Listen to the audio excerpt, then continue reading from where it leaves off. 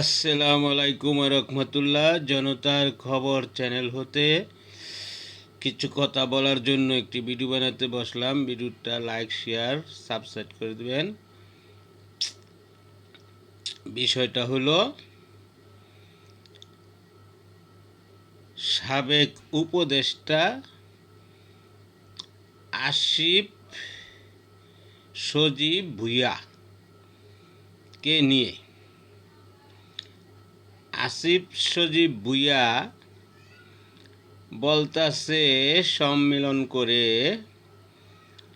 যে বিএনপি তার ইচ্ছা মতন বিভিন্ন নিয়োগ দিতেছে, সিটি কর্পোরেশনে নিজস্ব লোক বসাইতেছে, এসব নিয়ে কথা বলতেছে।